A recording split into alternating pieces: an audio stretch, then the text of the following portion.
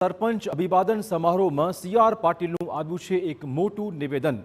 દરેક નળમાં જળ આવે તે માટે સરકાર ખાસ ધ્યાન આપે, આ ટકોર પાટીલે કરી છે। નળમાંથી જળ નહીં આવે તો ગ્રાન્ટ મળશે નહીં।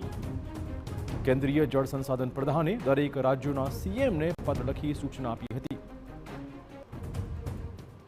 એમાં પણ 15 કરોડ 65 લાખ જેટલા ઘરોમાં નળથી જળ આપવામાં આવ્યું છે ને હજુ બીજા 4 કરોડ લોકોને 2028 સુધીમાં બાકી રહેલા ઘરોમાં પણ નળથી જળ આપવાનો પ્રયત્ન થઈ રહ્યો છે।